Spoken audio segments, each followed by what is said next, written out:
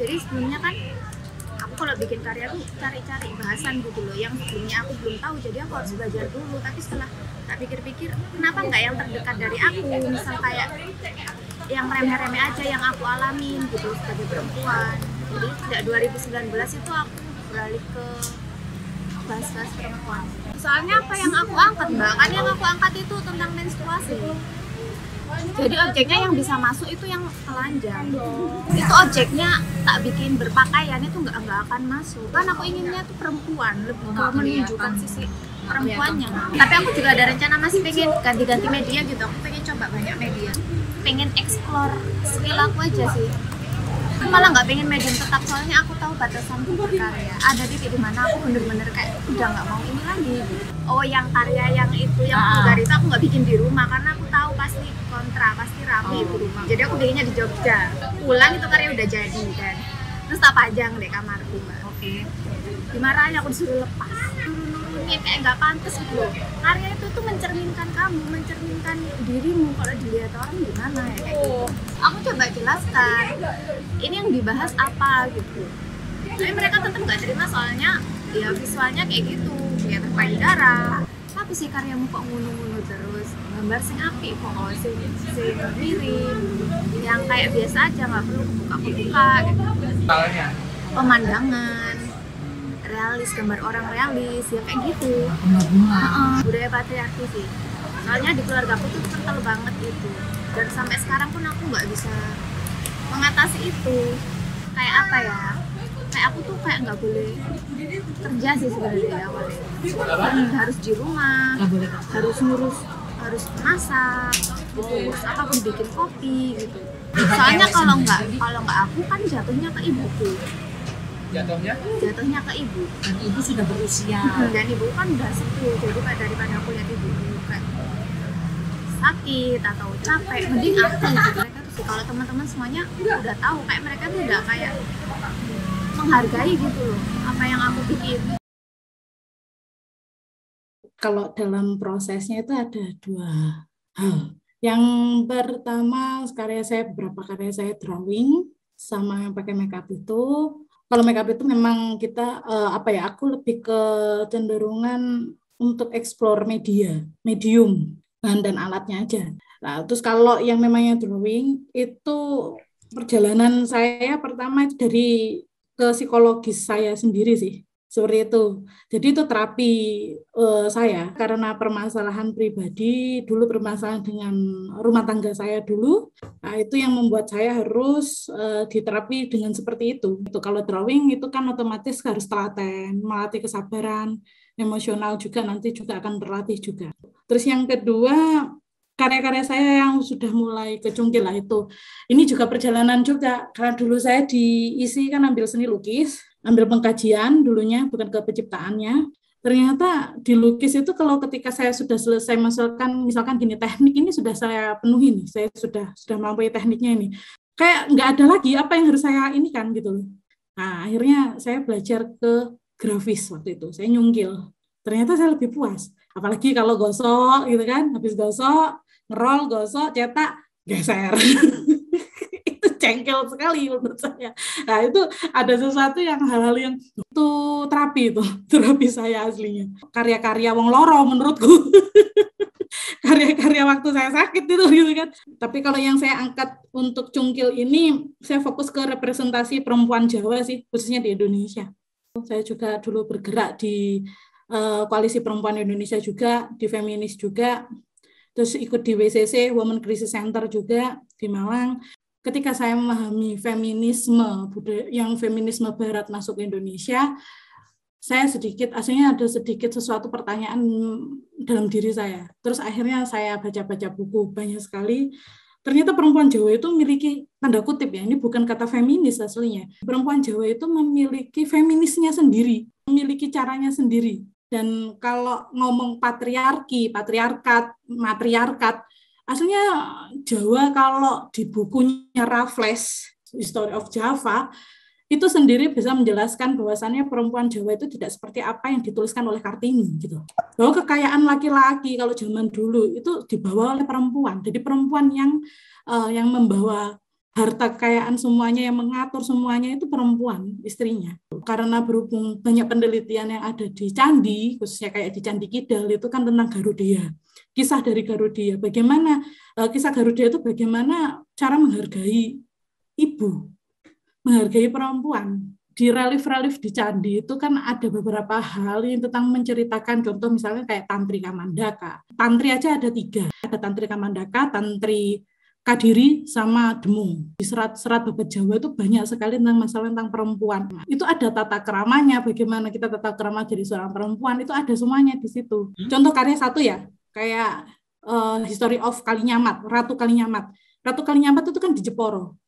Kalau itu enggak cuma hanya sebatas mitos gitu, tidak, tapi itu ada banyak peninggalan di Jepara. Dan dia itu melawan beberapa Portugis, beberapa pasukan Portugis, dan dia adalah salah satu ratu yang memang diakui gitu di beberapa buku yang ditulis oleh Portugis. Nah, itu beberapa hal yang memang membantahkan apa yang surat-surat yang dituliskan oleh Kartini, ya salah satunya itu gitu. Dan apa yang diobrolkan sama Kartini di dalam beberapa surat-suratnya itu menurut saya nggak sesuai dengan apa pergerakan dari perempuan-perempuan Jawa zaman dulu sampai sekarang ini gitu. Salah satunya juga ini yang sedang saya gali itu tentang Ratu Malang yang ada di Bantul, Jogja. Terus yang kedua tentang, nah itu Suminten Edan di Ponorogo itu ada makamnya juga. Semakin banyak referensi yang dibaca, semakin banyak riset untuk yang di lapangan, semakin bagus kalau menurut saya. Jadi ini juga nanti mempengaruhi di karya juga. Saya harus bedakan antara karya memang intuitif dari psikologi saya sama karya yang memang dari hasil riset. Karya untuk riset beda lagi. Mungkin juga bisa berupa performance karena saya meyakini bahwasannya karya itu gak cuma hanya terpuaskan dalam bentuk 2 dimensi atau 3 dimensi saja. Jadi proses penggaliannya itu dengan cara seperti itu. Satu untuk menggambar wilayah terapi psikologis, yang kedua adalah untuk menggali bentuk ekspresi saya yang lainnya, yaitu dengan cara saya harus meneliti, harus membaca buku, menulis, diskusi, bahkan debat mungkin. Nah, dari situ akhirnya muncul satu ide gitu. Kenapa karya saya banyak yang menggunakan paes ageng dan sebagainya, misalnya seperti itu gitu kan. Paes ageng itu saya gunakan itu adalah simbolik dari perempuan Jawa itu sendiri gitu. Cunduk mentul, paes ageng, pengantin Jawa, Solo misalkan gitu atau Jogjanan gitu kan, basahan atau apapun itu. Aslinya itu berliannya yang cunduk mentul yang di konde itu aslinya itu menghadap ke belakang, tidak menghadap ke depan. Menghadap ke belakang itu filosofinya adalah perempuan itu harus bisa ngati-ngati untuk menjaga martabat dan harga dirinya itu. Karena harga diri perempuan itu juga harga diri keluarganya. Semakin kita mencari banyak bandingan, dan akhirnya kita semakin tahu bagaimana sih menjadi perempuan yang baik, yaitu menjadi seorang ibu. Ibu di sini itu lebih ke ngayomi, melindungi, berikan kasih sayang, baik itu pada sesamanya, ke keluarganya, ke anak pun anak siapapun gitu loh. Kadang itu kalau perempuan yang eksotisnya dari perempuan, dari wajahnya, dari bentuk badannya, itu kan kebanyakan itu kan diciptakan, maksudnya karyanya itu banyak diciptakan dari seniman laki-laki. Lah, jarang kan untuk kita perempuan sendiri untuk care dengan diri kita sendiri gitu. Masokis. Iya. Kalau di Jawa sendiri itu payudara itu mahkotanya perempuan ya, Mas. Apalagi di Hindu, di Bali itu payudara itu, wah itu sangat luar biasa. Orang zaman dulu kalau payudaranya rata-rata kan telanjang dada semuanya, rata-rata perempuan-perempuan itu. Tapi nggak ada namanya nafsu untuk memperkosa, kan nggak ada. Maksudnya untuk melecehkan, wah terus dipelenteti susunya, kan nggak ada seperti itu. Beda sama sekarang kan kontradiktif dengan zaman sekarang kan. Kalau ada pemerkosaan mesti kan selalu yang disalahkan kan perempuannya. Kalau ketika perempuan diperkosa atau mengalami pelecehan seksual, kenapa malah perempuan juga ikut menghakimi gitu? Karena dia tidak memakai kerudung lah, karena dia pakai tank top lah, misalnya seperti itu dia krisis, Mas, krisis identitasnya sendiri. Gak nyamannya tuh kadang perempuan itu tidak mensupport kita sesama perempuan, tapi kita malah tambah menyakiti perempuan itu sendiri. Apalagi hari ini kan di TikTok itu kan banyak tuh netizen gitu-gitu.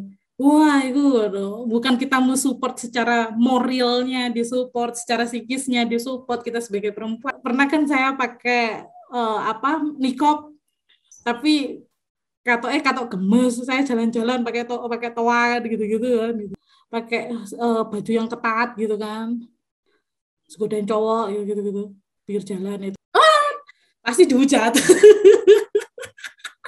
Tapi kalau kita sebagai seorang seniman ya kita harus tahu konsekuensi logisnya lah. Itu pastilah, nggak mungkin enggak. Semakin banyak dihujat ya semakin nggak apa-apa. Semakin terkenal ya dengan hujatan berarti kan. Begitu diserang saya di sosial media pasti. Anak dajal kayak gitu, anak nggak pernah diadanin kecilnya gitu. Pikirnya kayak gitu. Padahal juga burqa atau niqab itu sendiri kan aslinya budaya dari sana aslinya, bukan budaya dari kita. Kalau mereka merasa sakit hati ya silakan gitu kan, berarti kan duduk bukan orang Indonesia kalau kayak gitu. Indonesia budayanya nggak seperti itu kok. Kalau udah karyanya udah vulgar ya, terus ditambah lagi tekniknya kita pakai teknik seni grafis misalkan, entah itu cetak tinggi, cetak saring, atau cetak dalam pun, wah itu complicated itu. Mesti dipandang sebelah mata. Iya, serius. Kalau kita bikin karya kan mesti ada sesuatu yang memang direncanakan dan ada yang tidak direncanakan atau tidak kita sadari dan ada yang kita sadari. Nah, mungkin berapa persennya antara disadari dan tidak disadari, setiap karya kan berbeda-beda berapa persentasenya. Aku mau mikir ngene waktu gambariku, pentile mau wedok misalnya dijanjit ngono mesti loro lho ya. Aku mau mikir ngono lho. Mesti kemang loro piye ngono pasti ngono kuwi. Ku nyungkil ngono lho, nyungkil teteke di kono ngono kok rasane tetekku ya melok iki. Susuku ya melok rasa-rasa kaya piye ngono rasane iki. Di keluarga besar saya sendiri saya sering diprotes sama bule-bule saya. Kalau almarhum bapak saya itu nasionalis ya orangnya itu. Jadi dia itu Muhammad NU. Muhammad NU. Ibu saya juga sama seperti itu. Menjadi diri sendiri aja, Pak Siska. Nanti cangkemku kayak ngene anjuk ate ngopo. Ate nangil direm. Ngono ku spontan ngono ku jenenge. Biasane kadung tipe jancuk. Astagfirullahaladzim. Waktu dulu aku sangat vulgar banget kan, menampilkan karya-karyanya kan sangat vulgar. Jadi sebetulnya dari awal masuk kuliah itu sebenarnya aku udah tertarik untuk seni yang erotis gitu, karena kan saat kuliah itu dapat gambar anatomi kan, dan gambar anatomi di IKJ itu kan pakai model langsung iya, model yang telanjang lah istilahnya kayak gitu. Nah dari situ tuh aku lebih tertarik untuk menggambar perempuan, karena saat melihat dari dekat gitu kayak lekuk-lekuknya tuh kok apa ya, sangat beda lah gitu kalau dilihat secara langsung dibandingkan dengan tubuh sendiri gitu kan. Tubuh orang lain tuh kayaknya menurutku kayak lebih menarik untuk digambar lah kayak gitu. Walaupun disediakan model laki-laki gitu, aku kayak tetap lebih menunggu momen menggambar perempuan lah gitu. Karena lebih challenging aja menurutku. Secara mental, secara psikologi sih sangat membantu menurutku menggambar erotis kayak gitu.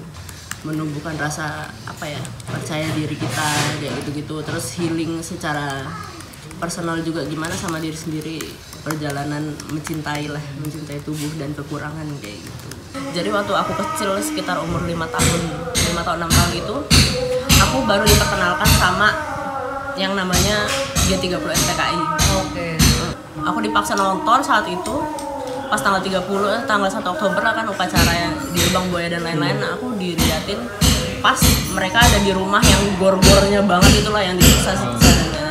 Dari situ aku langsung kayak udah nggak bisa ngapa-ngapain. Hal itu tuh sangat membekas gitu. Sampai aku tuh apa-apa kalau keingat muntah. Kalau misalnya mau tidur mimpi kayak gitu muntah-muntah. Terus ibuku tuh berinisiatif untuk bawa aku ke psikiater. Dan itu aku sampai SMP aku terapi di psikiater, cuman masalah itu doang, satu itu doang gitu kan. Melihat aku tuh tipe yang dulu tuh sekali jebret langsung ke psikiater yang kayak gitu-gitu loh. Jadi tuh aku memang dari kecil udah punya histori terapi gitu lah. Sampai aku besar pun juga masih ke psikolog juga kayak gitu sih. Obat penenang dan lain-lain yang kayak gitu-gitu. Menurutku memang salah satu proses healingku dan menjauhkanku dari obat penenang itu ya aku menggambar erotis yang seperti itu gitu. Setidaknya aku juga perlu energi dari luar gitu loh. Maksudnya kayak bertemu sama orang-orang yang juga senasib, yang punya perasaan yang sama aku. Dari sosial media sih akhirnya kayak gitu. Karena Jujur aja aku orangnya sangat susah untuk berteman secara dunia yang sebenarnya sosial gitu. Secara langsung. Iya, secara langsung tuh sangat susah untuk berkomunikasi, untuk memulai itu sangat susah gitu. Pokoknya banyaklah feedback ke aku kayak gitu. Aku menanggapinya sih dengan ya itu satu resiko aku melemparkan karya itu. Aku dikata-katain masuklah lonte bla bla bla, bisa di booking dan lain-lain kayak gitu pernah. Dikirimin foto penis juga banyak yang kayak gitu, cuman akhirnya nggak pernah yang aku tanggapi. Nyerang sampai nge-report akun juga pernah yang kayak gitu. Pokoknya jadi tuh kayak ada tahapnya gitu. Jadi pertama marah gitu kan, marah dan nggak terima. Gua pokoknya harus bikin lebih vulgar dari ini.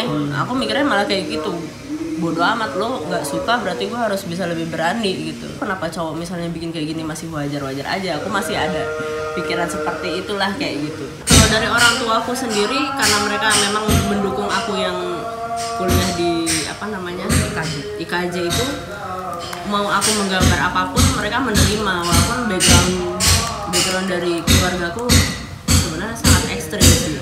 Bukan keluarga inti ya, maksudnya keluarga besar, ekstrim secara maksudnya sangat taat lah. Ibuku tuh sempat tanya, alasanmu apa? Terus aku menjabarin gini ya, kurang lebih sama kayak yang tadi aku bilang gitu. Terus fase kedua tuh kayak lebih yang merenung gitu. Yang fase ketiga tuh kayak baru mencari apa ya, gaya baru lah. Masih ada sisi sensualnya tapi masih bisa diterima sama. Aku udah pernah mencoba kan melawan itu kan, dan memang untuk aku sendiri tuh rasanya sangat melelahkan gitu kan. Melelahkan sekaligus juga seperti ada pencerahan gitu untuk diriku, kayak mungkin memang nyaman lu bukan di sini. Mungkin bentuk karya vulgar lo yang dulu itu, yang sangat vulgar banget itu adalah bentuk gejolak yang memang seharusnya nggak selamanya kayak gitu. Jadi kayak fase aja yang harus aku lewatin kayak gitu. Aku berangkat dari lukisan itu pertamanya bikin garis aja. Entah di situ aku kan suka banget ngedekoratif, dan kebanyakan dekoratifku itu alat kelamin laki-laki. Terus kan rame tuh temen-temen kayak, kamu kenapa tuh ngelukis kayak gitu? Kenapa kok ngelukis alat kelamin laki-laki dan lain-lain gitu? Kok ngelukis payudara gitu? Aku diem tuh di situ karena aku bener-bener nggak punya alasan. Sukaanku bikin garis aja. Aku bener-bener nggak ngerti caranya bikin gradasi yang bagus, realis yang bagus, dan aku nggak mau berusaha untuk itu gitu loh. Ya berusaha sih belajar, cuman daripada aku capek ngelukis, mending aku nggak ngerusak moodku sebenarnya gitu-gitu, bener. Setelah masuk 3 dimensi, aku bikin 3 dimensi figur cewek, tapi wajahnya itu alat kelamin perempuan, sama di atas kepalanya itu ada alat kelamin laki-lakinya. Nah, di situ ditanya kan, kenapa sih? Aku ngomongin Linggayoni gitu. Kenapa sih? Aku soalnya lihat Linggayoni itu nggak kayak laki-laki dan perempuan, karena aku bener-bener nggak ngerti. Aku bener-bener nggak paham sama semiotik itu gitu. Makanya aku bikin yang apa aku paham aja gitu. Nggak pernah aku konsep dulu. Pasti aku ngikutin apa yang aku mau dulu. Intuisi. Jadi aku gerak aja sesuka aku. Saat itu Mas Ayos dan Mas Rido Ilahi, itu ngomong, ya sama kayak yang lain. Kok telanjang-telanjang semua gini? Apa orang-orangmu? Gitu. Aku kan ngomong gini, emang kenapa itu lo lucu? Orang-orangku itu lucu. Aku ngomongnya gitu. Tapi mereka ngelihatnya enggak. Kebanyakan orang yang aku bikin visualku menurutku lucu, orang-orang itu nangkepnya enggak. Aku ngelukis apa yang aku mau, ya udah ngalir aja. Dari situ itu menurutku bahasaku buat nyampein apa yang nggak bisa aku sampein. Linggayoni yang aku ngerti itu di Madura itu hanya ada yoninya aja. Lingganya aku nggak ngerti ada di mana. Madura kan ada di Sumenep, terutama Sumenep kan ada keratonnya. Nah, di situ tuh banyak Mbak Siska, banyak yoni, banyak yang kotak itu. Kenapa sih kok nggak ada yang yang tabung yang atas itu, gitu. Aku tertariknya di situ. Setelah itu berangkat ke lukisan yang warna-warna itu, Mbak Siska. Lukisan yang warna-warna itu aku lepas dari visual yang benar-benar nyata itu alat kelamin, tapi jatuhnya tiap orang lihat lukisanku itu masih ngomong, ini janin ya, ini sperma ya. Padahal aku kayak, oke, terima kasih kalau kamu mikirnya kayak gitu. Dari situ aku jadi ngerasa, loh bener tak karyaku itu janin dan sperma dan lain-lain gitu. Sampai aku nyari tahu sendiri gitu, apa aku yang nggak sadar, apa aku yang perlu belajar atas diriku, karena aku nggak nyadarin itu. Mungkin itu yang ada di aku yang aku yang lain, alter ego paling tahu aku itu sebenarnya gimana. Aku belum bisa kenal diriku kayaknya. Aku suka banget sama diriku, itu doang sih yang aku kenal dari diriku. Aku selalu suka lihat visual yang bergerak, kayak misalnya seperti bibir-bibir vagina. Sorry, itu kan menurutku itu bergerak, itu garis yang bergerak gitu loh. Sesuatu yang bergerak itu aku suka. Jadi kayak misalnya aku lihat gambarku itu diem dan maksudnya nggak nimbulin pikiranku ngelihat itu bergerak, aku nggak bakal nerusin itu. Ada yang nggak suka, ada juga yang, wih kamu berani ya. Aku nggak ngerti sih dari kalimat wih kamu berani ya, itu pujian atau menyudutkan, aku kurang paham. Ada yang bener-bener ngomong nggak suka kayak, kamu karya kayak gitu tuh ngejar apa sih? Biar kelihatan keren ya. Itu banyak banget. Cuman aku kayak, anjir aku nggak ngerti gitu kayak. Ya kalau misalnya emang laki-laki dan perempuan, kenapa nggak disimbolin alat kelamin sama alat kelamin perempuan gitu? Emang kenapa gitu kan? Aku masih kayak, ini sesuatu yang disembunyikan, padahal ya kalian punya sendiri gitu kan. Kalian sama-sama ngerti, dan mereka itu tiba-tiba nanya, kamu pernah melakukan hal intim itu menurutku kayak, kenapa kamu nanya ini tuh? Kayak itu sih yang bikin aku kayak nggak habis pikir gitu loh. Kenapa sih kalau misalnya kita nggak punya bokong itu kita dicapnya nggak perawan? Masa kalau misalnya aku ngomong di publik bahwa aku nggak perawan, terus kenapa? Nggak adil pak gitu loh. Gitu. Enggak sih, nggak ada. Kalau trauma gitu enggak, happy-happy aja. Sebenarnya aku salah satu dari teman-teman yang nggak mau dengerin dosen, Mbak Siska. Soalnya aku bener-bener orang yang nggak bakal dengerin mereka gitu loh. Soalnya kan, halah aku cuma 4 tahun di sini gitu. Terserah aku lah, aku mau gimana dulu. Mamaku sih biasa aja. Mamaku biasa aja. Ayahku ngomong gini doang. Kakak nggak malu? Kakak nggak malu ngarya kayak gitu? Enggak. Aku ngomong enggak. Oh ya udah gitu aja sih ayahku. Aku dari kecil Mbak Siska, kelas 3 aku tinggal sendiri. Jadi ayahku punya 2 rumah. Satunya itu lumayan masuk pelosok, satunya tuh di dekat Keraton Sumenep. Kelas 3 ini aku dipindah dulu ke rumahku yang dekat keraton, yang tengah kota ini. Aku bener-bener real sendiri. Sampai akhirnya guru-guru sekolahku itu negur ayahku gara-gara bajuku kusut, aku mesti telat, bajuku nggak dicuci, dan lain-lain. Aku kan 3 SD nggak ngerti loh nyuci nyetrika, sumpah. Aku bisa berangkat ke Surabaya dengan latar belakangku yang madrasah aliyah, aku bisa melakukan banyak hal apa yang aku mau. Itu karena tindakan orang tuaku saat itu menurutku. Makanya aku nggak nanya lagi karena aku bersyukur banget sih. Kalau boleh jujur, aku tiap ngelukis, aku lebih suka nggak pakai baju. Aku salah satu orang yang narsis sepertinya karena aku suka diriku sendiri banget. Itu aku ngerasa apa ya, happy gitu loh. Happy banget, nggak bisa dijelasin, kayak orang jatuh cinta, kayak kasmaran gitu. Kadang aku fotoin tubuhku sendiri, terus aku print, aku pajang gitu loh. Dan itu aku lihat sendiri. Kalau misalnya ngelukis di kampus kan pastilah aku harus pakai baju ya kan, di lingkungan kampus apa lagi. Itu aku ngerasa kayak apa sih, berat gitu loh Mbak Siska, kayak nggak ngerti, bukan karena badanku berat karena baju, kayak ada yang kurang gitu loh. Saat aku ngelukis di kampus, aku juga baru sadar dari teman-teman yang ngelihat aku ngelukis di kampus kalau aku ngelukis di kampus itu nggak pernah diem, duduk atau berdiri aja. Kayak orang olah tubuh kayaknya. Itu juga aku nggak sadar kalau misalnya aku ngelukis kayak gitu ya, karena aku butuh itu untuk bikin visualku gitu loh. Kayak aku misalnya mau ngelukis di kanvasku yang tengah, itu aku nggak suka kalau misalnya kanvasku berdiri. Aku harus tidurin itu, dan mau nggak mau aku harus ngejangkau yang tengah itu pakai tidur gitu loh. Aku sempet beli beberapa obat gemuk karena aku pengen tahu kalau misalnya aku gemuk itu kayak gimana. Soalnya aku kan nggak pernah gemuk sama sekali. Aku pengen tahu. Aku masih suka nggak lihat tulang-tulangku yang udah mulai nggak ada. Aku masih suka nggak? Gitu. Aku masih suka mengagumi payudaraku yang kecil, atau karena mungkin ketika aku naik berat badan payudaraku bakal bertambah besar, aku bakal masih suka nggak? Yang paling aku suka dari tubuhku tulangku yang yang berjajar ini loh, paru-paru gitu. Iya, soalnya aku ngerasa itu kayak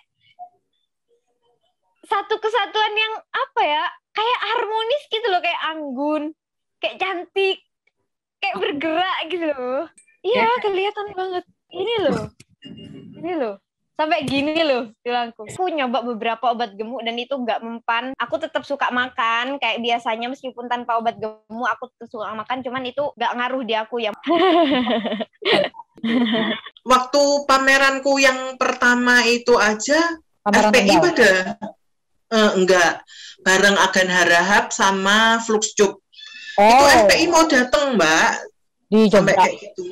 Kalau yang tak terbitin sih itu tentang kumpulan cerpen yang menyoroti kasus-kasus pelecehan seksual, tentang kehidupan perempuan malam, tentang seksualitas seseorang, kayak gitu-gitu. Itu berdasarkan dari kisah nyata. Jadi itu aku emang kayak hampir tiap hari nerima DM yang isinya curhatan-curhatan orang gitu loh Mbak.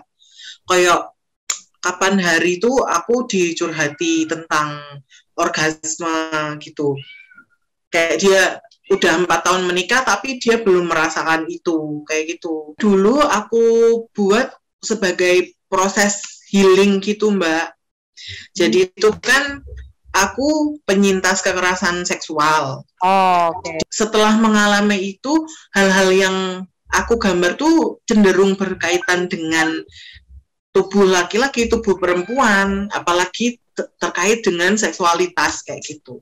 Nah, karena kejadian itu dan aku healing pakai gambar-gambar, itu aku malah makin mengerti kalau ternyata itu ya bukan salahku dan di tubuhku tuh nggak ada kesalahan apa-apa, dan yang ngelakuin itu yang kurang ajar gitu loh. Dari situ tuh aku kayak makin ngerti, oh yo memang di luar tuh ada kejadian kayak gini dan itu tuh bukan salah si korban, itu yang kurang ajar tuh ya yang lakuin kayak gitu. Dan akhirnya dari situ aku makin sering gambar dan itu kayak aku ngerasa kalau iya emang badanku tuh nggak salah, pikiranku tuh nggak salah, caraku berpakaian tuh juga nggak salah gitu loh. Aku juga mengalami sih Mbak, kayak pas aku berkarya kayak gitu tuh temen-temenku yang dulu deket sama aku pada kayak ngejauhin gitu. Jadi kayak mereka tuh yang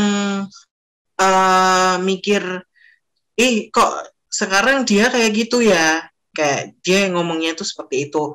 Setelah itu ya aku kayak bodoh amat ya, karena mereka awalnya aku kepikiran sih kayak nanti kalau misal orang-orang malah makin nggak suka sama aku gimana gitu. Tapi lama-lama tuh ya aku pikir bodoh amat sih, karena menurutku mereka nggak pernah jadi aku, dan maksudnya mereka nggak pernah mengalami apa yang aku rasain gitu. Vulgar itu adalah kalau menurutku pribadi adalah sebuah tindakan yang tidak sopan atau kurang ajar seperti itu. Nah, sedangkan kalau ketelanjangan itu sendiri, menurutku ini adalah sebuah term atau sebuah kiasan atau istilah yang menurutku tuh masih blur gitu loh tentang makna telanjang itu sendiri. Karena aku kan pernah lagi-lagi kolaborasi sama Yosep Arizal kan di pameran yang di Cemeti.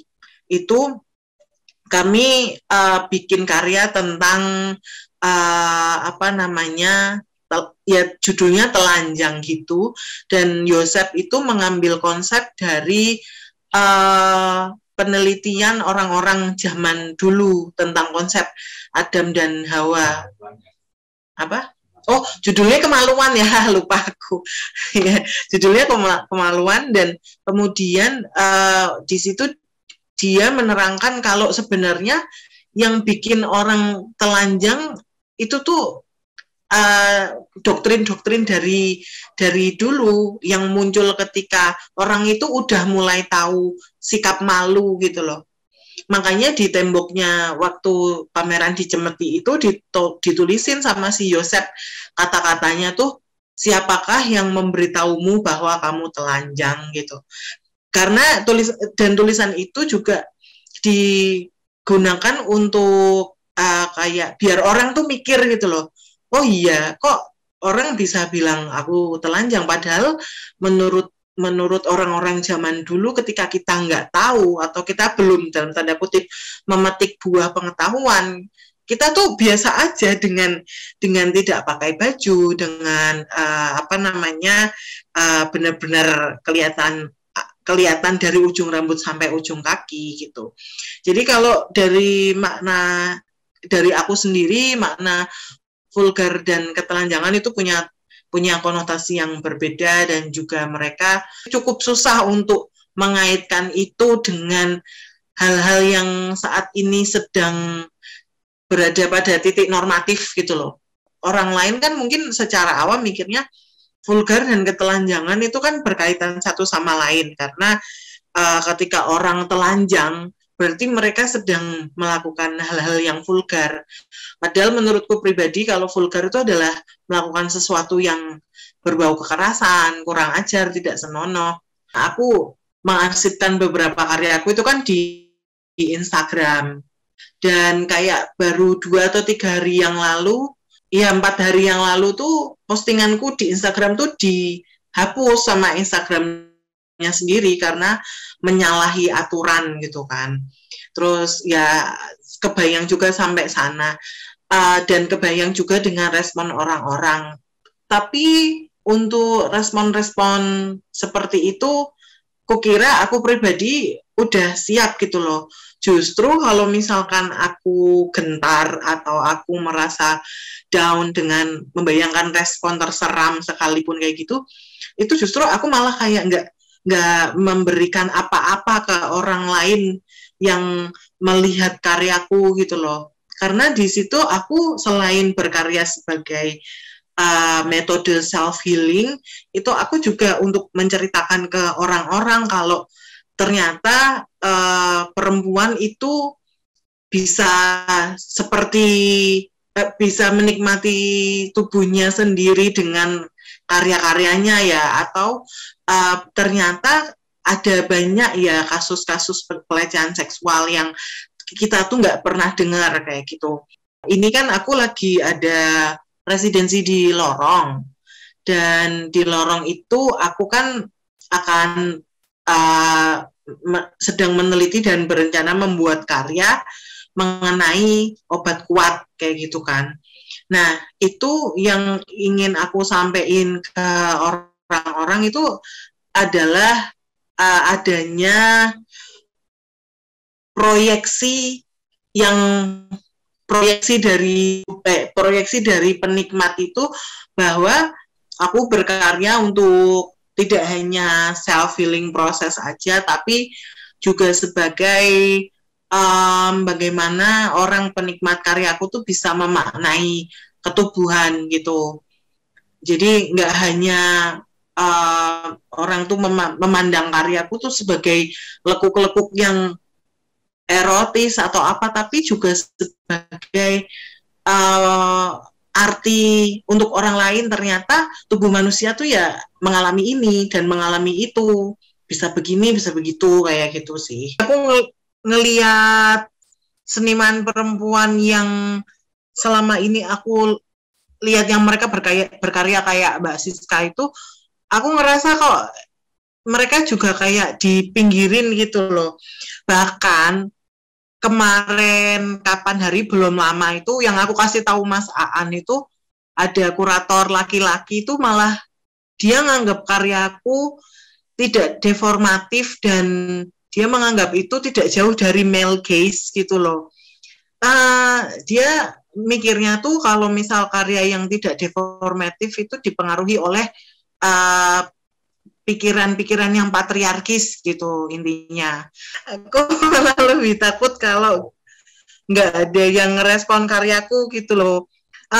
Justru kalau aku pribadi aku malah lebih seneng kalau orang itu akan berkomentar, entah itu saran atau kritik atau ya alhamdulillah misal dikasih contoh yang bagus tuh gimana gitu. Karya-karya awal-awal tuh saya ingat, saya sih nggak merasa vulgar ya, tapi saya memang menampilkan hal-hal yang bersifat ada birahi, ada sesuatu yang seksi mungkin gitu. Nggak tahu ya, kalau vulgar mungkin lebih ekstrim gitu mungkin ya, tapi saya maksudnya ingin tetap menyampaikan sesuatu yang ada kayak birahi kayak gitu, tapi lewat sesuatu yang halus, yang art gitu loh.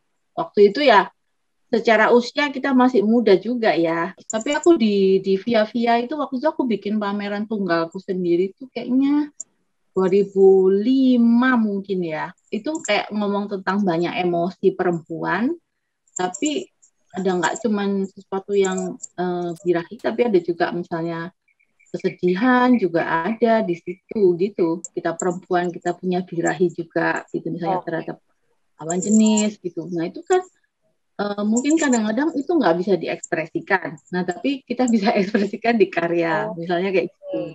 Setelah itu ada pameran juga berdua sama Dona, keramik juga di Bentara Budaya. Nah itu juga ada beberapa karya yang memang orang bilang vulgar ya, misalnya saya gambar payudara tapi terus saya kasih keramik gitu, jadinya nggak menurut saya sih nggak vulgar ya, karena jadinya kayak unik juga, ada mix media antara lukis dan keramik, dan saya nggak expose-nya nggak keras gitu loh, warnanya saya ngambil yang pastel, warnanya ada polkadot gitu-gitu, jadi sesuatu yang saya mainkan gitu secara art tuh dia masih kelihatan. Waktu itu di Bentara saya bikin kayak keramik gitu, payudara gitu, tapi saya kasih kayak lepek-lepek kecil gitu loh, saya tata gitu, terus seperti kayak ini tuh kayak seperti jajan gitu, kayak seperti makanan kecil gitu loh karya-karya ini. Jadi ya dari berangkat dari secara personal atau juga dengar-dengar juga ya, maksudnya cerita-cerita di antara kita lah perempuan-perempuan gitu loh, misalnya seks itu dianggap tabu misalnya. Nah coba kita utarakan aja gitu dalam bentuk karya, tapi yang nggak keras gitu, maksud saya yang bisa dibuat lucu atau bisa dibuat indah juga gitu.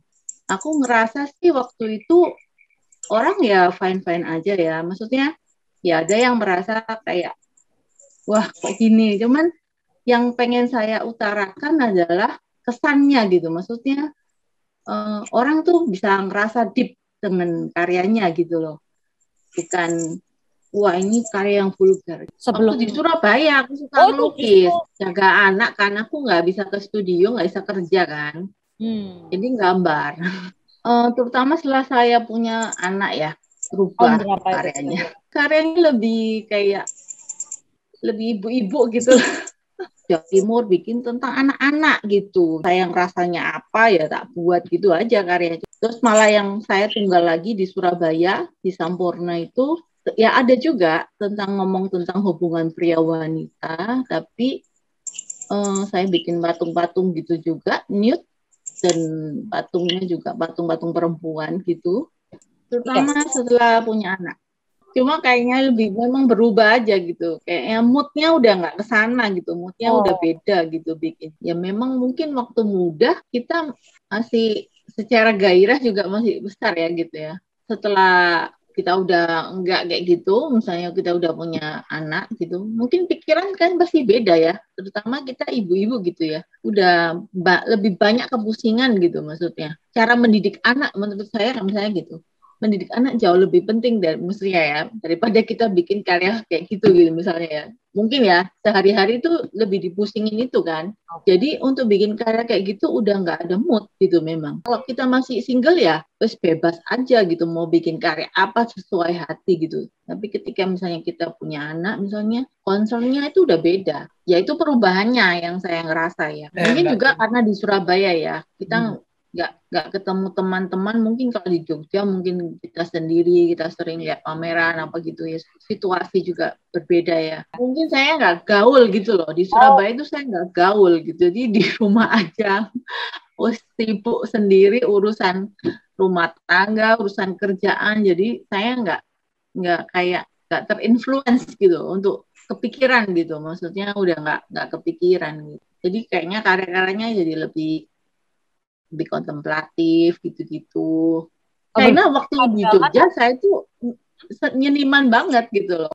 Karya-karya yang vulgar itu pasti nggak laku gitu, nggak ada pikiran itu ya. Cuman secara general itu karya keramik memang susah laku menurut saya. Keramik ya kita harus bikin itu fungsional baru mungkin bisa laku gitu. Jogja ya di ISI itu kayak ada gini. Keramik ini paling ya buatannya ya kayak gerabah-gerabah gitu aja gitu, benda-benda gitu aja kan. Nah, saya tuh juga mencoba untuk saya mau bikin keramik yang nggak kayak gitu. Mau bikin yang 3D gitu, yang patung, yang instalasi, yang gitu-gitu. Saya itu kayak pengen kayak menerobos. Menurut saya waktu itu saya bikinnya pakai keramik tapi saya bikin 2D, bikin 3D, patung-patung gitu. Menurut saya waktu itu di era saya itu ya cukup lumayan lah gitulah. Waktu itu ya ada sih yang hebat ya misalnya kayak Mbak Tita gitu kan.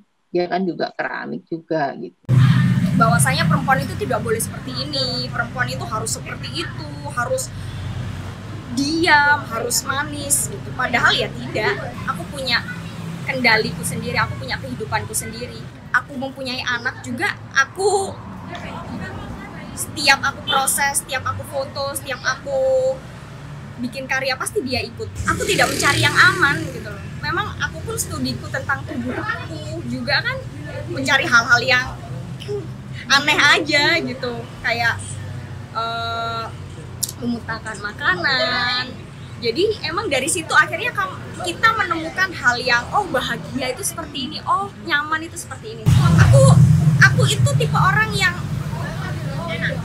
jarang banget nangis. Kalau aku sedih itu aku marah. Jadinya aku dibentuk itu dari hal yang keras. Dari kecil itu aku suka puisi. Jadinya udah aku bikin puisi, melo-melo itu aku bikin puisi sendiri dari SD itu. Terus aku ketemu Mas Rian pada saat kuliah, dia memperkenalkan aku performance art. Sebelum itu pun aku teater gitu. Tapi aku lebih menyukai performance art. Dan aku menganggap aku mau nih belajar di teater dan performance art juga, jadi aku belajar dua-duanya. Tapi memang sekarang aku lebih fokus ke performance art dan talent video, foto, dan jadi talent film juga. Jadi performance art itu bukan obat untuk aku, karena menurutku obat itu ya diriku sendiri gitu loh. Tapi performance art itu menjaga kewarasanku, bahwasanya aku itu manusia. Makanya studiku tentang rasa sakit. Tapi emang jujur dari performance art itu ya Mbak ya, aku jauh lebih mencintai ibuku. Aku lebih menghargai orang lain. Aku tidak mencari followers, aku tidak mencari orang menyukaiku gitu loh. Aku cuma mencari bahwasanya itu hello, tubuh itu bukan objek seksualitas. Kamu diciptakan ya seperti ini, telanjang bulat gitu loh. Aku lebih pengen ngobrol tentang manusia. Ya aku kan udah bilang tadi itu banyak perempuan lain menjatuhkan perempuan lain, laki-laki menjatuhkan laki-laki lain. Aku tidak mau berbicara itu. Aku awalnya di STKW itu nggak dianggap cewek. Di mereka kayak ganti baju apa dan lain-lain, aku nggak malu sama saya. Kalau Jenny kan memandangnya wanita ya, wanita itu indah. Kalau menurut saya laki-laki lebih indah.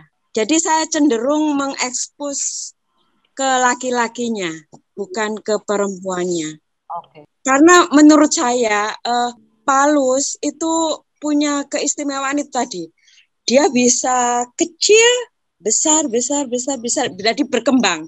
nanti dia bisa kecil lagi dengan beberapa faktor. Dan itu menurut saya unik. Jadi makanya saya selalu mengekspos laki-laki. Menurut saya laki-laki itu lebih indah daripada perempuan. Imbasnya itu saya jadi kenal gigolo. Terus dikejar-kejar sama om-om. Ya nggak tahu ya perspektifnya seperti apa. Gigolo itu orangnya? Gigolo itu pelacurnya cowok. Ya cowok. Cowok. Diskriminasi terhadap perempuan. Jadi artinya hukum Islam, hukum masyarakat, terutama orang timur, itu sepertinya perempuan itu banyak batasan-batasan yang harus dilalui. Dari keluarga dekat pun sama. Misalkan kan memang diharamkan ya untuk perempuan sama laki-laki. Jadi saya cuma dibilang sama ayah saya, bilang itu haram loh yo. Gitu. Misalkan saya ya diboncengin sama temen cowok lah, temen saya itu banyak cowok. Itu masalahnya. Maksudnya bukan mukrimnya. Sehingga saya bisa bilang kalau Tuhan itu laki-laki. Jadi ikut coba tak terjang kabeh piye. Kita memang responnya buruk. Aku lo bilang yin yang itu. Oke. Jadi artinya keseimbangan alam ya, ada positif, ada negatif, ada ya itu. Kan sama dengan Palus sama Venus. Semua karya saya rata berangkat dari saya sendiri. Di galeri Surabaya yang di Oras itu saya sudah pakai kain tekstil. Untuk yang palus itu yang gede itu fiber cetak sama keramik. Katanya hari saya cenderung keras. Jadi artinya vulgar. Kemarin karya saya yang baru dia cuman komen karyamu cantik gitu. Kalau yang cantik itu laku. Kalau yang keras nggak laku, nguni gudang. Saya sudah nggak peduli lagi masalah diskriminasi. Saya tetap jalan. Selama ini saya sendiri pun bisa. Itu. Saya waktu itu kerja di landscape. Jadi ya pagi kerja, sore baru kerja untuk karya. Jadi nggak bisa cepat. Artinya karena saya kerja sampai jam 5-an ya, dari pagi sampai jam 5 di landscape. Aku sebenarnya kangen keramik, tapi harus bawa ke Surabaya untuk bakarnya. Karena aku nggak punya tungku. Tapi untungnya untuk karya-karya seperti waktu itu ya Sis ya, itu semua media memuat loh. Kompas itu sampai 3-4 hari. Waktu itu loh ya, karena nggak banyak yang kerja di situ. Rata-rata perempuan di Jawa Timur itu suka gambar bunga. Dikira karya laki-laki punya saya. Iya, untuk media oke. Tapi kalau untuk sekolah butuh untuk diskusi. Jadi mereka mendatangkan murid-muridnya, kita berdiskusi hal konsep saya itu tadi. Sehingga tidak salah persepsi. Ada diskusi di situ, ada dialog ya. Lukisan, kalau kita tidak menguasai seperti apa 3 dimensinya, artinya tidak menguasai dari media 2 dimensi itu tadi, untuk bisa terlihat seperti 3 dimensi, tidak akan bisa. Saya sih nggak tahu ya, sejak kuliah itu kok, entah gambaran saya itu kok saya lihat memang ternyata sukanya gundul-gundul gitu loh. Maksudnya tidak menampilkan mimik muka atau juga saya rasa untuk mengetahui suatu sikap atau suatu sifat kan juga nggak harus dari muka, mimik muka atau dari suara juga gitu loh. Saya lebih suka menampilkan itu bahasa tubuh yang terlihat artistik ada estetiknya gitu loh. Tapi bukan berarti yang sensual bukan ya, tapi lebih cenderung ke bahwa manusia itu sebenarnya indah gitu loh, bukan hanya dilihat dari muka aja gitu. Banyak hal yang kita bisa eksplor dari situ gitu. Awalnya dulu kan saya ambil politik ya waktu kuliah dulu, tapi setelah saya mendalami konsep gitu kok saya rasa saya tidak nyaman berada di situ gitu. Terus kebetulan saya juga suka gitu loh pada alam gitu. Dan sekarang saya lebih cenderung mendalami tentang alam itu. Jadi kan saya lebih spesifik ke pohon juga lebah gitu, karena kan lebah sendiri di dalam keyakinan saya itu kan sangat bagus gitu. Selain itu kalau pohon, menurut saya pohon itu kan diam bukan mati, tapi dia bertumbuh gitu loh. Kayak pohon itu kan dia bergerak tapi orang tidak tahu, dan dia mengayomi juga, dia memiliki buah, akar dan lain sebagainya, kan banyak manfaat bagi bukan cuma manusia tapi lingkungan semuanya itu. Kalau saya berkarya itu kan lebih nyaman pada kalau terjadi ada multi interpretasi ya, karena kan tiap orang kan punya perspektif yang beda-beda gitu. Kalau saya pribadi, saya ngalir gitu loh, saya nggak harus ini aku pengen gambar cewek tapi tadi ini kok ngono gitu. Tapi ada kalanya saya juga kepingin gambar, pokoknya saya pingin gambar orang gitu. Kalau toh nanti jadinya seperti kecenderungan seperti anatomi wanita, atau nanti ada suatu ketika juga anatomi pria, itu saya nggak ambil pusing dengan itu, pokoknya saya ngalir aja. Secara keseluruhan saya sih pingin gambar ya pokoknya manusia gitu. Saya tidak mau terbatasi bahwa itu laki-laki atau perempuan. Mungkin bahasa sekarang mungkin gender ya. Maksud saya gitu, ngerti paham ya? Lah sekarang itu kan banyak juga ya cowok tapi fisiknya cewek, cewek fisiknya cowok, kan bebas juga. Yang inilah, apa mungkin gini ya, saya sudah terbiasa mengenali anatomi saya gitu. Jadi mungkin ada sesuatu yang memang perlu saya tutupin, ya itu nggak saya ekspor gitu. Cuman kalau semua kayak tangan, saya terbiasa ngelihat tangan saya, mungkin ada lentik-lentiknya atau waduh kok CPD ini. Tapi kan mamanya tangan cewek sama cowok kan beda gitu. Jadi mungkin ngalir akhirnya jadi seperti itu ya. Memang itu di luar alam bawah sadar ya. Tapi mau gambar yang mungkin agak gemuk gitu ya. Lah saya kan nggak ahli. Jadi nanti takutnya malah nggak sesuai dengan siapa yang saya ini gitu. Nah kalau langsung kan saya soalnya memang kurus. Jadi kan enak aja gitu, mau berkaryanya santai aja. Dulu pernah diwawancari sama wartawan gitu tentang karya saya yang kok Cik Wani ini gitu, telanjang gitu. Nah tapi saya mikirnya gini, ini secara sederhana aja ya. Kalau semua kita ke dokter, di situ kan juga ada gambar anatomi. Gambar anatomi kan juga vulgar sekali, maksudnya kan anatominya kan benar-benar terbuka semua, nggak ada selai kain pun. Juga bayi juga gitu kan, dia terlahir juga benar-benar dia telanjang, nggak ada selai kain pun. Jadi saya rasa kalau masalah vulgar atau itu kan tergantung dari pemikiran masing-masing ya. Toh juga kita bagaimana bisa menempatkan karya kita gitu loh. Jadi kan bukan berarti kalau telanjang itu sesuatu yang erotis gitu atau sesuatu yang vulgar gitu. Vulgar sendiri kan kayak sebangsa pemberontakan atau apa yang bersifat kasar kan. Tetapi ini tidak ada nilai kasarnya. Kasar itu kan saya juga bilang sama wartawan itu, ya saya siap kalau semua nanti dipertanyakan dan masuk penjara. Waktu itu kan zaman tahun berapa ya, itu kan yang masih rame-ramenya pornografi itu loh. Memang setiap orang itu kan punya pikiran masing-masing. Kalau pikirannya lagi jorok ya jorok aja.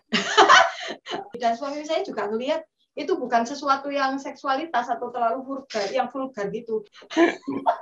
Saya kan memang bukan gambar sensualitas, bukan gambar vulgar gitu.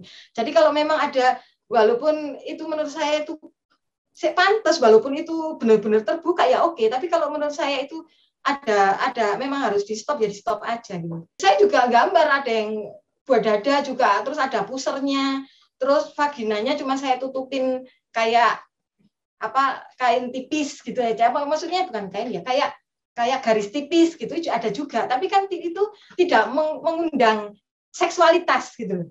Ada juga yang gambaran saya dulu yang pernah saya pamerkan di Singapura. Karya saya juga tidak saya taruhkan di masjid atau karya saya tidak saya taruh di pasar tradisional, kan pada tempat yang mungkin di galeri atau di rumah saya sendiri. Jadi kan saya rasa yang penting bisa menempatkan gitu sih. Waktu lukisan saya zaman kuliah dulu itu saya pajang kan di rumah. Pertama ya gambar bunga sama ada katak gitu kan, katak sama ada capung itu sama ulet di situ. Lah terus yang gambar-gambar binatangnya itu dihapusin sama kakak saya. Saya tahu-tahu loh, lukisanku kok jadi kayak gambar cantik-cantik ini bunga-bunga atau gitu. Jadi yang kayak gambar kataknya itu sudah hilang. Sama dia dihapus, tapi saya diem aja. Selain saya kan memang orang Jawa gitu. Kebetulan kayak ibu saya, bapak saya, terus yang saya kan memang mengajarkan saya tentang batasan-batasan gitu. Bagaimana etika seorang Jawa itu seperti apa gitu. Tapi saya sendiri juga orang yang bebas. Orang tua saya, bapak saya juga sepunya etika, tapi juga beliau juga membebaskan saya gitu. Itu kelebihan bapak saya gitu. Kan suamiku juga orang seni rupa dulu kan isi lukis, tapi sekarang ngajar di UNESA. support, malah ya bebas sama kayak Mbak Hana itu kan bebas. Kadang-kala saya juga cari uang untuk lukisan kok. Iya, ada kala ya tergantung orangnya yang beli juga. Tapi yang ekstrim, kalau menurut orang lain itu ekstrim, ya ada juga yang suka.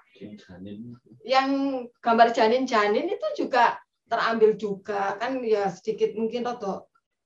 Ya kalau orang lihat itu kan agak ekstrim juga. Ya perempuan menurut saya sih ya dia punya apa ya kekuasaan sebenarnya kalau saya pribadi ya kan podo-podo menungso sebenarnya zaman dulu pun ya kayak Mbak Ana bilang ya ada juga perempuan yang dia itu kayak cowok juga kalau kita ngelihat kayak apa itu tari-tarian remo yang cewek yang kan ada tari remo itu kan ada cowok sama cewek yang cewek juga di situ dia menggambarkan ketegasan kayak dia itu juga seorang heroik juga gitu walaupun ada sisi kelenturan gitu sedangkan kayak dulu raja juga pernah ada raja Majapahit yang perempuan kayak Tribuana Wijaya Tunggadewi itu kan juga seorang wanita gitu. Itu kalau di Jogja mungkin kecenderungan cewek itu kayak Gambyong itu kan menunjukkan kelenturan seorang wanita keluasan. Beda kalau Surabaya yang menunjukkan sisi heroiknya gitu.